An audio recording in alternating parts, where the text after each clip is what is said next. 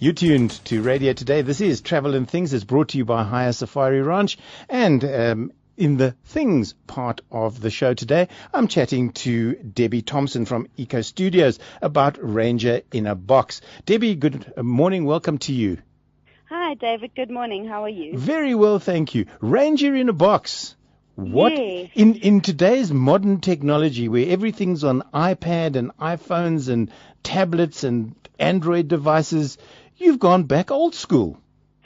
We have, David, and one of the reasons is that for a lot of people traveling to South Africa don't always have local connectivity and local SIM cards. Right. So in fact, a lot of the modern technology is not always available to everyone in the ground. And obviously, as we know, in Kruger itself and other reserves like that, a lot of GPS connectivity is not available in many of the areas.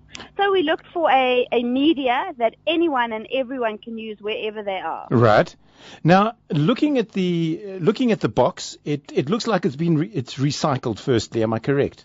Correct, that's correct. That was Okay. very important for us, is for it must be eco-friendly. All right. So describe, if somebody was to buy one of these boxes or receive one as a gift, what would they find inside?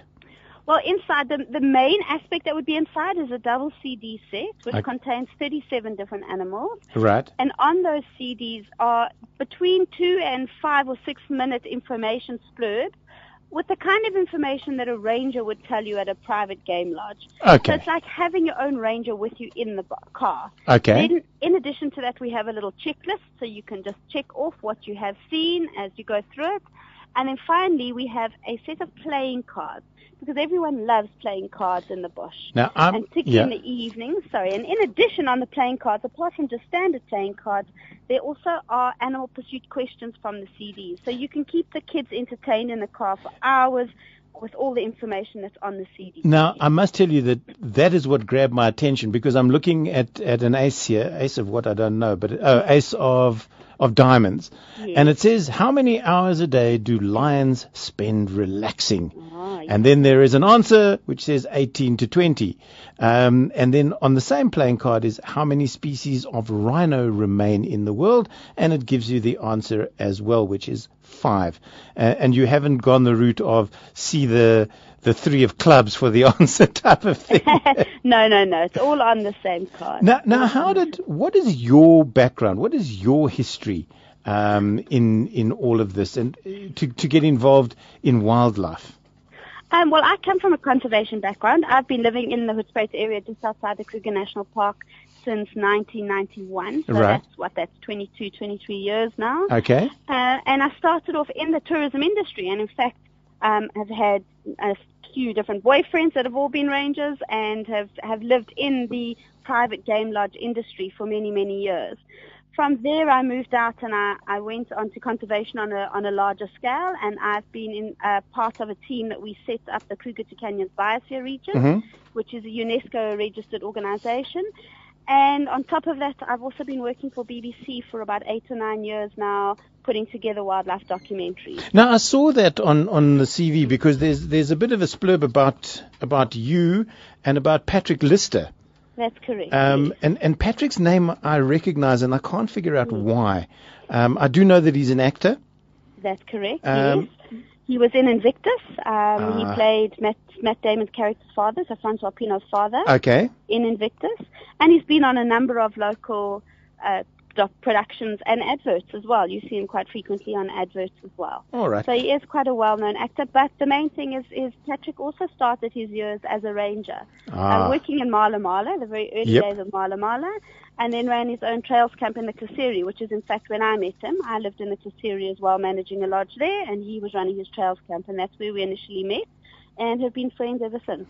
Now, why the animals that you picked? There's some of the regulars that you'd expect, like the cheetah and a jackal, but you've picked some obscure ones, like a nachapi and a bush baby.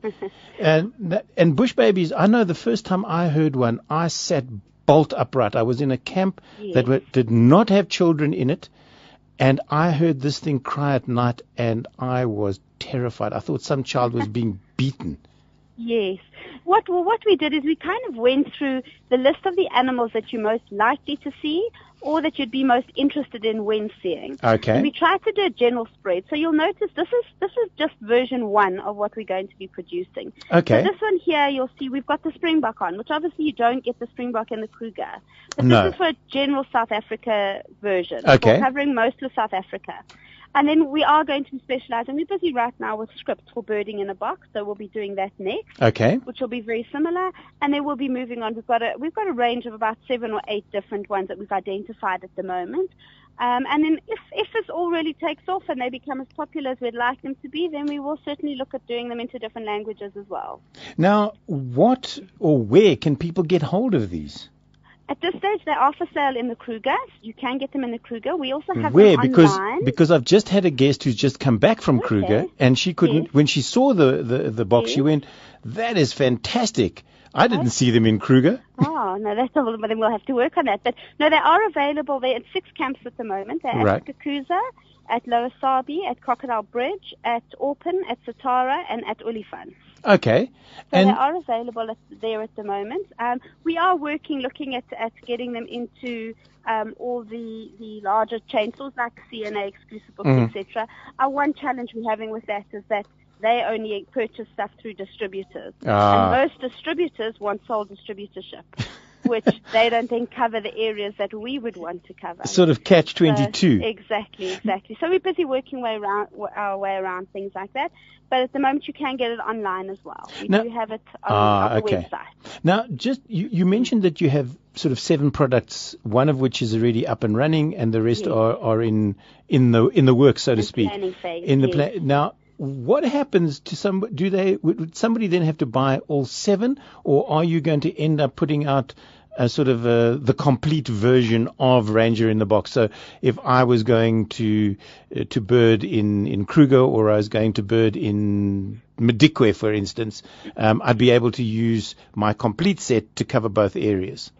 Look, once we've got all of them out, we obviously will be doing joint box sets. Right. And we also are, although we have gone backwards in technology, we also are in the process of developing app versions of them as well. Okay. So once you've got the app versions, as we add on animals, obviously they'll be updated from there onwards. Yeah. So that will happen in the future. But we just, as a starting point, we wanted something that everybody could access for now. Well, that's fair enough, because you need to start somewhere. Exactly. And as you say, I'm old school. I like to have books and feel paper and that type of thing. Although my birding is now done off a tablet, and one of those, because it's just easier. And unlike the books, you can hear the call. Exactly, which messes with the ranger's head when he's explaining a bird, and then you quietly play the call without him seeing it, and he goes, "There, that's the call," and then you go, "It's off my phone." Yes. Have you? I know you were at Getaway, which is where I met you at the Getaway show. What was the feedback like from that for you guys? Everyone loved it. The people that we did speak to and that purchased it were very excited. We've also had feedback from a number of people. We try and follow up where we can with people who have received it or have purchased it to see what their response is. And it's all been very positive so far. People just love it. They think it's a fantastic resource, and it adds a lot of value. We tend to find that once you know more about something, it's so much easier to enjoy it more. There's more information out there. Definitely. The animal on the CD, does that come together with a call? So not all of them have got a call, obviously, because some animals don't make any sound as well, but where it's relevant. So we might talk about, for instance, elephants, an alarm call that an elephant makes. Okay. And we've got that on there. Where it's relevant and where it's of pertinent information, we have put it on there. But not every single animal has a call. Fair enough. I mean, I for the first time recently, I found out that giraffe vocalize. A lot of it's infrasound, funnily enough. Yeah. So obviously we don't pick that up. No, but I thought, I've never heard a giraffe make a noise before. I was quite taken aback. But you learn something new every day. It's like, what do banded mongooses eat? Exactly. And what do they eat? Lizards, small birds, fruit, insects, and small mammals. Eggs. Eggs isn't on this list. But now, Debbie, what is the plural of mongoose? It's still mongoose. It is still mongoose. Yes, it is. You know, I want 2 mongooses, mongai. No, send me one and then send me another. Not exactly. It's one of those words. Yes. And this is one of my favorite ones. What's the most distinguishable characteristic of a waterbuck? And having just come back from Sabi Sabi, we had Spanish guests with us. And every time they saw a waterbuck, they would call it an impala or a kudu. And eventually we just went toilet seat, and then they would, and then they'd remember that there is a white ring around its rear end. Yes. And I think to this very day, they will never forget what a waterbuck actually is. Did you guys have fun, you and Patrick, have fun putting this together then?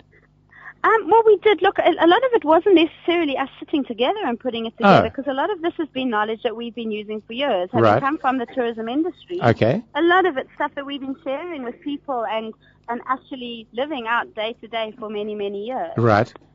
So yes, a lot of it's sort of all internal knowledge, but it has been a lot of fun putting it together and having a look at what we were going to include and what would people find interesting.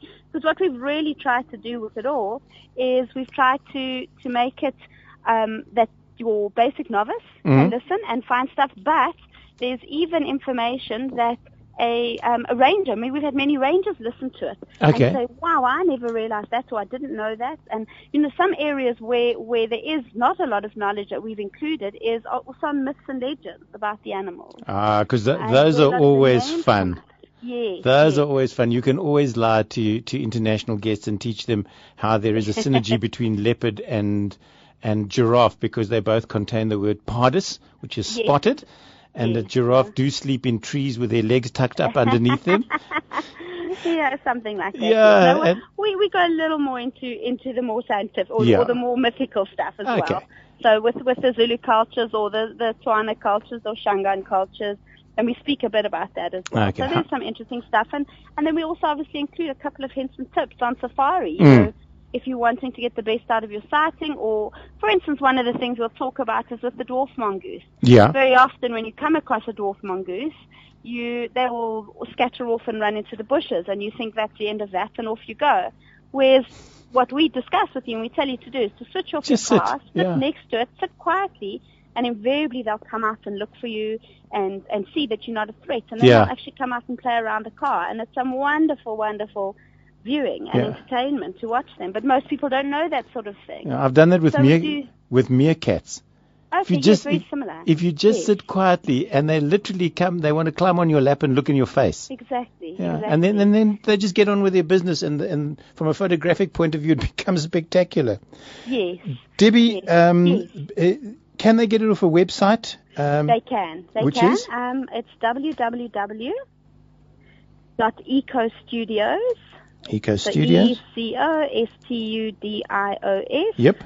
.co.za. Great stuff. Correct. Debbie, thanks very much. I wish you all the best. You and I will chat again once the birding one is out. I'm looking forward to that.